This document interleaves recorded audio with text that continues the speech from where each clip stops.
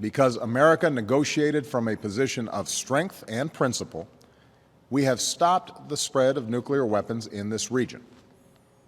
Because of this deal, the international community will be able to verify that the Islamic Republic of Iran will not develop a nuclear weapon.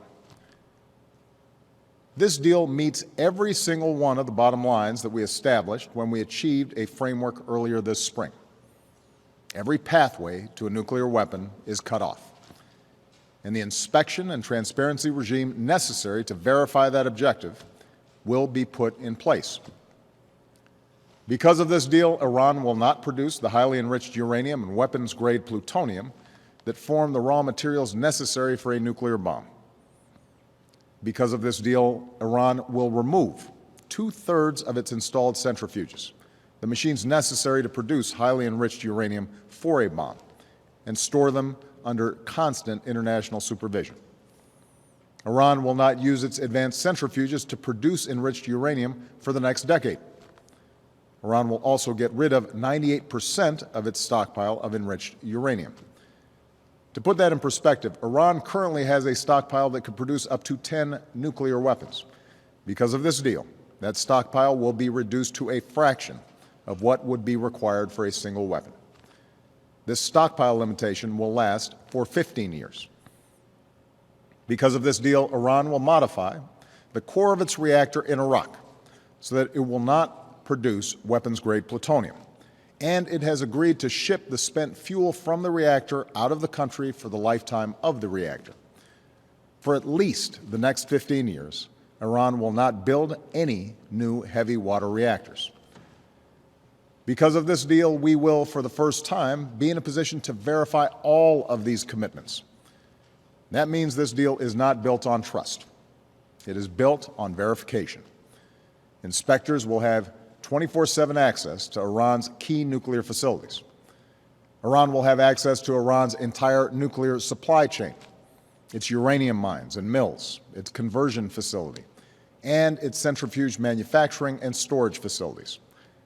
This ensures that Iran will not be able to divert materials from known facilities to covert ones. Some of these transparency measures will be in place for 25 years. Because of this deal, inspectors will also be able to access any suspicious location.